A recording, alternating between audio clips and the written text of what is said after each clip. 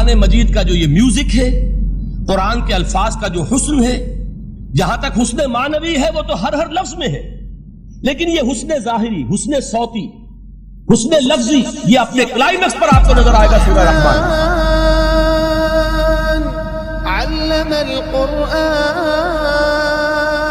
لیکن قرآن میں یہ سورت اس اعتبار سے بھی ممتاز ہے، اس کی 4 آیات پر ذرا توجہ کریں گے، عجیب حقائق سامنے آئے گا۔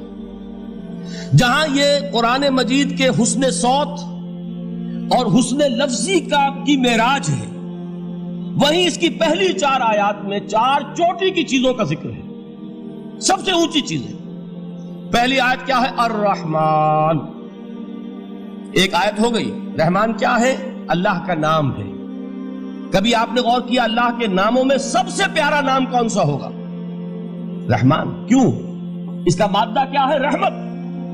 ہمیں سب سے بڑھ کر جس چیز کی ضرورت ہے وہ کیا ہے؟ رحمت خدا بندی۔ نام اچھی طرح سن لیجئے اس حضور کے قول کو۔ حضور فرماتے کوئی شخص جنت میں مجرد اپنے عمل کی بنیاد پر داخل نہیں ہو سکے گا جب تک کہ رحمت خدا بندی دستگیری نہ کرے۔ کسی صحابی نے بڑی ہمت اور جرات کا ثبوت دیا کہ پوچھ لیا کیا حضور آپ بھی؟ جب آپ نے فرمایا کوئی شخص داخل نہیں ہو سکتا جنت میں محض اپنے عمل کی بنیاد پر جب تک کہ رحمت خدا بندی جو ہے وہ دستگیری نہ فرمائے۔ پوچھا گیا کیا آپ بھی؟ آپ نے فرمایا ہاں میں بھی۔ آپ اندازہ کیجئے کہ اگر محمد الرسول اللہ بھی رحمت خدا بندی کے ضرورت مند ہوں تو تاب دیگراں چہ رسد، ہماری تو سب سے بڑی ضرورت رحمت خدا بندی۔ اب یہ رحمت جو ہے قرآن مجید میں اللہ تعالیٰ کی یہ شان 2 الفاظ کے ذریعے سے آتی ہے، رحیم اور رحمان۔ اور کوئی مادہ نہیں ہے جس سے 2 نام بنتے ہوں اللہ کے، لیکن یہ مادہ ہے واحد رحمت کا کہ جس سے رحمان بھی ہے رحیم بھی ہے۔ رحیم صفت مشبہ ہے، رحمت دائم ہو جائے گی، مستقل ہوگی تو رحیم کہیں گے۔ اور رحمان، اس میں رحمت کی ہے وہ شان ہے کہ جیسے ٹھاٹھے مارتا ہوا سمندر ہو، ہیجان کی کیفیت، طوفانی کیفیت، رحمت خداوندی کا طوفانی جوش، وہ ہے رحمان۔ آپ تو رہتے اس علاقے میں ہیں، آپ کو معلوم ہے عرب اگر بھوکا مرا جا رہا ہو تو کیا کہے گا؟ انا جوعان۔ پیاسا مرا جا رہا ہو انا عطشان۔ بہت غضبناک ہوگا غضبان، غضبان آصفہ قرآن میں آیا ہے، بہت غضبناک۔ رحمان جس کی رحمت جو ہے جوش میں ہے، ٹھاٹھے مارتے ہوئے سمندر کے مانند۔ تو یہ اللہ تعالیٰ کے ناموں میں سب سے پیارا نام۔ اب آگے چلیے، الرحمن علم القرآن، رحمان نے قرآن سکھایا۔ رحمت خداوندی کا سب سے بڑا مظہر، رحمان کی رحمانیت کا سب سے بڑا مظہر قرآن ہے۔ ان میں جو منطقی ربط ہے اس کو سمجھتے جائیے۔ اچھا آپ یہ سوچئے، جو علم بھی انسان کو حاصل ہوا وہ کس نے دیا؟ اللہ نے۔ سائنس کا علم کس نے دیا؟ اللہ نے۔ علم آدم الاسماء کلہا، وہ علم الاسماء جو حضرت آدم کو دے دیا گیا تھا ازل میں، یہ اسی کا ظہور ہے، یہ اسی کی ایکسفولیشن ہے جو ہو رہی ہے اور ہوتی رہے گی ابھی۔ اور دوسرے علم ہے وہ کس نے دیا؟ اللہ نے دیا۔ لا یحیطون بشیء من علمہ الا بما شاء، مخلوق میں سے کوئی اللہ کے علم میں سے کسی شے کا احاطہ نہیں کر سکتا مگر وہ جتنا اللہ دینا چاہے۔ لیکن یہ کہ تمام علوم میں چوٹی کا علم قرآن۔ نوٹ کرتے جائیے، اب چوٹی کی چیزیں جمع کیجیے۔ اللہ کے ناموں میں چوٹی کا نام رحمان، اللہ نے جو کچھ انسان کو سکھایا اس میں چوٹی کا علم قرآن۔ خلق الانسان، انسان کو پیدا فرمایا۔ سوال یہ کہ حیوانات کو کس نے پیدا فرمایا؟ آسمان کس نے پیدا کی؟ زمین کس نے پیدا کی؟ فرشتے کس نے پیدا کی؟ کیا مطلب خلق الانسان؟ اس کی تمام مخلوقات میں اس کا کلائمیکس، اس کی تخلیق کی معراج، اس کے تخلیق کا نقطہ عروج انسان ہے۔ یہ ہے کہ جو مسجود ملائک بنا ہے۔ وَلَقَدْ كَرَّمْنَا بَنِي آدَمَ وَحَمَلْنَاهُمْ فِي الْبَرِّ وَالْبَحْرِ وَرَزَقْنَاهُمْ مِنَ الطَّيِّبَاتِ وَفَضَّلْنَاهُمْ عَلَى كَثِيرٍ مِّمَّنْ خَلَقْنَا تَفْضِيلًا۔ تو تخلیق میں سب سے اونچی تخلیق انسان کی، علموں میں سب سے اونچا علم قرآن کا، اللہ کے ناموں میں سب سے اونچا نام رحمان۔ اب آئیے چوتھی چیز، علمہ البیان، انسان کو بیان کی صلاحیت عطا فرمائی۔ کیا اور کوئی صلاحیت عطا نہیں کی؟ بینائی کس نے دی؟ اللہ نے. اسی طریقے سے سماعت کس نے عطا فرمائی؟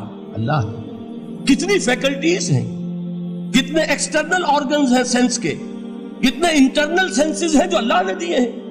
لیکن یہاں بھی سمجھ لیجئے جتنی فیکلٹیز ہیں ہیومن فیکلٹیز، ان میں ٹاپ کی فیکلٹی جو ہے وہ اسپیچ ہے، کلام ہے، بیان ہے. جن لوگوں نے میڈیکل سائنس کا مطالعہ کیا ہے وہ جانتے ہیں کہ یہ برین ہے، ہیومن برین، اس برین میں جو وہ اوپر ایک زرد سا مادہ ہوتا ہے، گرے میٹر، اس کی ایک کوٹنگ ہوتی ہے، یہ ہائیسٹ ایوالوڈ فارم ہے. اور اس میں سب سے بڑا رقبہ جو ہے وہ اسپیچ سینٹر کہلاتا ہے. اسی لیے انسان کو حیوان ناطق کہتے ہیں. حیوان کے اور انسان کے مابین امتیاز قائم کیا گیا، نطق، گویائی، بولنا. اب یہ کیا چیز ہوئی؟ انسان کی صلاحیتوں میں سے سب سے اونچی صلاحیت. 4 آیتیں ہو گئی نا. اللہ کے ناموں میں سب سے چوٹی کا نام رحمان. اس نے جو علوم پیدا کیے ان میں چوٹی کا علم قرآن. اس نے جو مخلوقات پیدا فرمائی ان میں چوٹی کی مخلوق انسان. انسان کو جو صلاحیت اور استعدادات عطا فرمائی ان میں چوٹی کی استعداد بیان. جمع کیجئے نتیجہ کیا نکلے گا؟ وہ نتیجہ ایک حدیث نبوی کی شکل میں سامنے آتا ہے. پہلی حدیث میں نے یہی پڑھی تھی. اس کے راوی کون ہے؟ عثمان ابن عفان. میں حیران ہوتا ہوں وہ قافیہ یہاں بھی موجود ہے. رحمان، قرآن، بیان، انسان، عثمان، عفان. باپ کا نام بھی اسی وزن پر ہے، عثمان ابن عفان.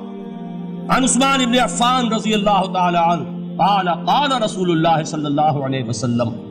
حضرت عثمان شہید مظلوم ذو النورین رضی اللہ تعالی عنہ فرماتے ہیں کہ اللہ کے رسول صلی اللہ علیہ وسلم نے فرمایا خیرکم من تعلم القرآن وعلمہ.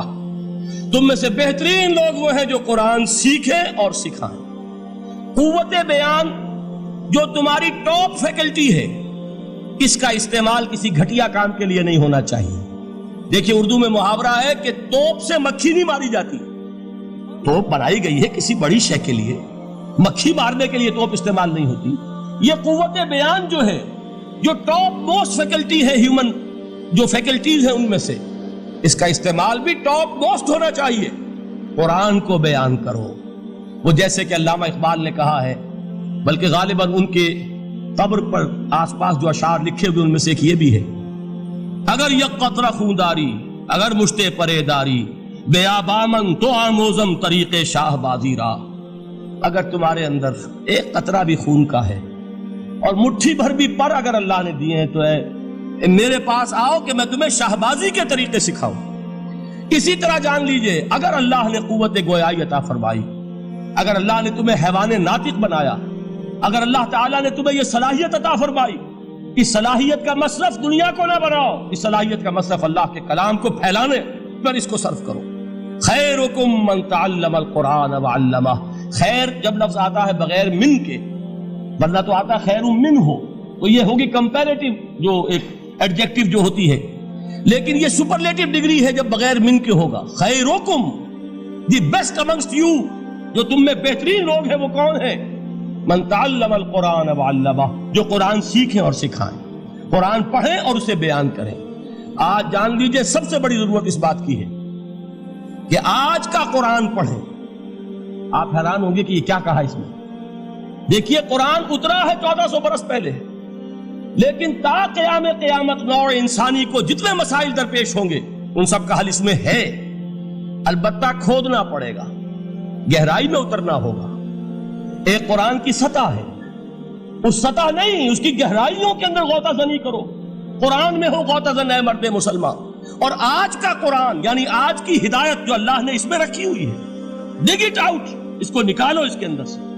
ابھی میں حدیث جو آپ کو سناؤں گا اس میں یہ تصور آئے گا سامنے اور واضح ہو کر. آج کے انسان کی رہنمائی اس قرآن سے اخذ کر کے انسان تک پہنچاؤ. یہ ہے فریضہ محمد الرسول اللہ کی امت کا صلی اللہ علیہ وسلم. آپ نے وہ حدیث سنی تھی کہ بلغوا انی ولو آیۃ. حضور نے خطبہ حجۃ الوداع میں پہلے تو گواہی لی مسلمانوں سے، 1.25 لاکھ کا مجمع جمع تھا. حجۃ الوداع آخری حج. آپ نے اپنے خطبے میں جس کے چند جملے میں سنا چکا ہوں آپ کو ایچ جی ویلز کے حوالے سے، اپنی تعلیمات کے اہم نکات کو بار بار دہرا کر بیان کیا، ہیمر کیا، اچھی طرح ذہنوں میں اتارا. اس کے بعد ایک سوال کیا، الا هل بلغت؟ لوگوں میں نے پہنچا دیا کہ نہیں؟